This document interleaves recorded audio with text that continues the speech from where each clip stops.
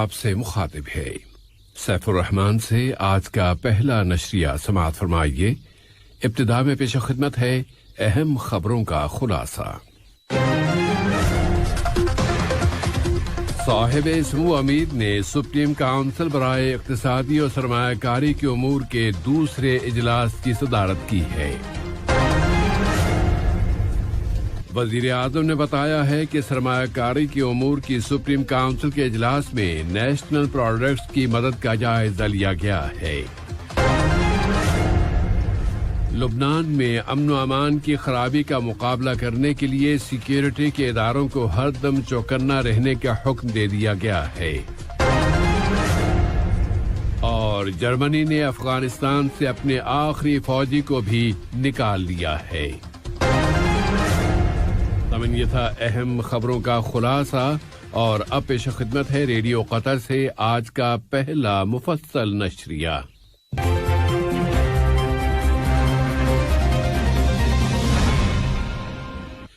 बिस्मिल्लाहिर्रहमानिर्रहीम।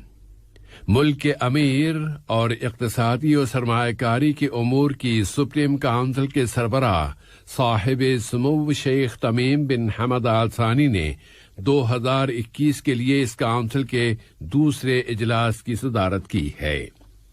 नायब अमीर और काउंसिल के नायब सदर शेख अब्दुल्ला बिन हमद आल सानी, वजीर आज़म व वजीर दाखिला और काउंसिल के एग्जीक्यूटिव मेंबर शेख खालिद बिन खलीफा बिन अब्दुल अजीज आल सानी और काउंसिल के मेंबरान भी इस इजलास में शरीक थे।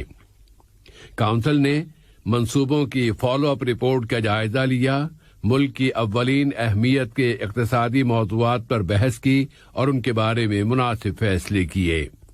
काउंसिल ने छोटी और दरमियाने दर्जे की कंपनियों को दरपेश चैलेंजों के बारे में एक खुसूसी रिपोर्ट, नेशनल प्रोडक्ट्स को एक दूसरे में मदगम करने के तरीक़ाकार और पॉलिसियों की रिपोर्ट और मुल्क में मकामी इजाफी कीमत के निफाज की रिपोर्ट का जायजा लिया और उसके एजेंडे में शामिल दूसरे मौज़ूआत के बारे में मुनासिब फैसले किए। वजीर आज़म व वजीर दाखिला शेख खालिद बिन खलीफा बिन अब्दुल अजीज आल सानी ने अपनी एक ट्वीट में बताया है कि इक्तिसादी और सरमायाकारी की उमूर की सुप्रीम काउंसिल के इजलास में नेशनल प्रोडक्ट्स की मदद, छोटे और दरमियाने दर्जे की कंपनियों को दरपेश चैलेंजेस और उनसे मुताल्लिक़ क़वानीन का जायजा लिया गया है। करप्शन और बदउनवानी के खिलाफ पार्लिमानी मेंबरान की आलमी तंजीम और बहरे रोम की पार्लिमानी असम्बली ने करप्शन के खिलाफ जंग, जमहूरी अक़दार के फ़रोग़, कानून की बालादस्ती और हुकूक़ इंसानी के एहतराम के लिए बाहमी ताउन, हम आहंगी और कोऑर्डिनेशन की गरज से एक मुफ़ाहमती याददाश्त पर दस्तखत कर दिए हैं।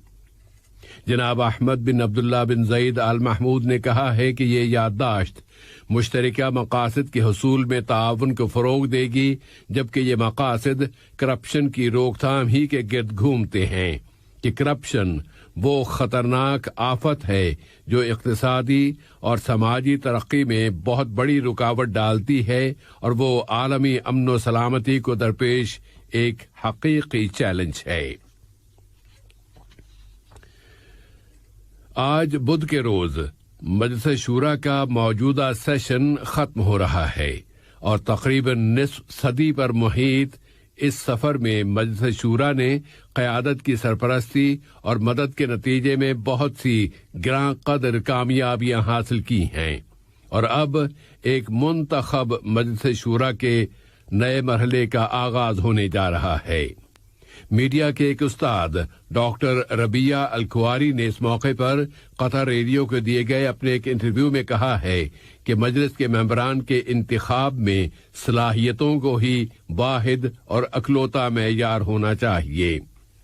फिर एक वकील जनाब यूसुफ अज़्ज़मान ने कतरी कानून साजों को अवाम की तरफ से मुंतखब किए जाने की अहमियत का जिक्र किया है ताकि वो शहरियों के नुमाइंदे हों और पब्लिक के मफादात को पूरा कर सकें।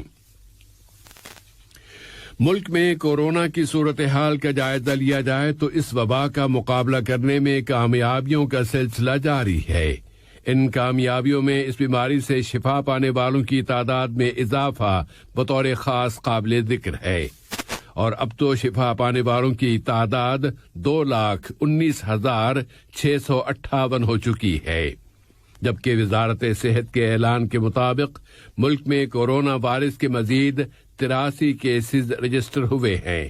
بیرون ملک سے آنے والے مسافروں میں سے 60 افراد اس بیماری سے متاثر بتائے گئے ہیں۔ سب سے نمایاں اچیومنٹ یہ ہے کہ ملک میں جاری ویکسینیشن کی قومی مہم میں بہت تیزی کے ساتھ کام ہو رہا ہے، اور اعلان کیا گیا ہے کہ اب تک یہاں لوگوں کو اس وائرس کے خلاف ویکسین کی 3,100,000 سے زیادہ ڈوزز دی جا چکی ہیں۔ پھر قطر کی جانب سے دنیا بھر میں کورونا کی عالمی وبا کے اثرات میں کمی لانے کے لیے قطر کی انسانی کوششیں بھی جاری ہیں۔ اس ضمن میں قطر ڈیولپمنٹ فنڈ، اوریدو گروپ اور بچوں سے متعلق اقوام متحدہ کی تنظیم یونیسیف کے درمیان اسٹریٹجک پارٹنرشپ کے ایک سمجھوتے پر دستخط کیے گئے ہیں۔ اس سمجھوتے کا مقصد دنیا بھر میں کئی ملین بچوں کی زندگیاں بچانا اور اس عالمی وبا سے بچاؤ میں ان کی مدد کرنا ہے۔ قطر نے وفاقی ڈیموکریٹک جمہوریہ ایتھیوپیا کی ریاست ٹیگرائی میں کی جانے والی عبوری فائر بندی کا خیر مقدم کیا ہے، اور اس امید کا اظہار کیا ہے کہ یہ عبوری فائر بندی اب ایک مستقل فائر بندی میں تبدیل ہو جائے گی۔ وزارت خارجہ نے اپنے ایک بیان میں کہا ہے کہ قطر یہ چاہتا ہے کہ اس تنازع کے دونوں فریق جلد از جلد ڈائیلاگ کی ٹیبل پر بیٹھ جائیں اور ان کے درمیان ایک جامع اور پائیدار سیاسی حل طے ہو جائے جو ایتھیوپیا اور پورے علاقے کی امن و سلامتی کا ذریعہ بن سکے۔ قابض اسرائیلی پولیس نے القدس میں سلوان قصبے کے اندر ڈٹے ہوئے 10 فلسطینی باشندوں پر اپنی جارحیتوں کا سلسلہ جاری رکھا ہوا ہے۔ یہ فلسطینی اس قصبے کے محلے البستان میں 10 مکانوں کو مسمار کر دینے کے فیصلوں کے خلاف احتجاج کر رہے ہیں۔ اسرائیلی انتظامیہ نے وہاں ایک فلسطینی دکان کی عمارت کو مسمار کر دیا ہے، جس کے بعد قابض پولیس کے ساتھ جھڑپیں شروع ہو گئیں۔ فلسطینیوں کا کہنا ہے کہ وہاں کے حکام شہر میں تعمیرات کے پرمٹس کے اجراء کے معاملے میں ان کے ساتھ امتیازی رویہ برت رہے ہیں۔ دریں اثنا حماس تحریک اور فلسطینی مزاحمت نے قابض اسرائیل کی چڑھائیوں اور اس کی جارحیتوں کے نتائج پر متنبہ کیا ہے، اور کہا ہے کہ یہ جارحیتیں ریڈ لائنز کو پار کرنے کی نئی کارروائیاں ہیں۔ ادھر اقوام متحدہ کے سیکرٹری جنرل انتونیو گٹریش نے مشرقی القدس کے قصبے سلوان میں عمارتوں کو مسمار کر دینے کی کارروائیوں پر اپنی گہری تشویش کا اظہار کیا ہے۔ انہوں نے اسرائیل سے مطالبہ کیا ہے کہ وہ یہ کارروائیاں بند کر دے اور بین الاقوامی انسانی قانون کی پابندی کرے۔ لبنان میں حکومت کی جانب سے پیٹرول، ڈیزل اور اسی طرح کی دوسری اشیاء کی قیمتوں میں اضافہ کر دیے جانے کے بعد احتجاج اور بدامنی کی صورتحال ہے۔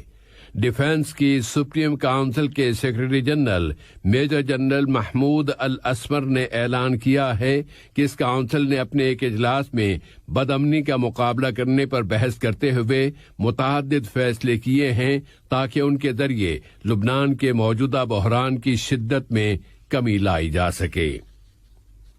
عراق کے حالات میں آنے والی تبدیلیوں پر نظر ڈالیں تو امریکہ نے اعلان کر دیا ہے کہ اگر ضروری ہوا تو وہ ایک مرتبہ پھر عوامی جتھا فورس الحشد الشعبی کے عناصر کو نشانہ بنانے میں تاخیر نہیں کرے گا، اور دوسری جانب اس جتھے کی فورسز نے عہد کیا ہے کہ وہ عراقی سرزمین سے امریکی فوجوں کے نکل جانے تک ان امریکی فوجوں کا مقابلہ کرتی رہیں گی۔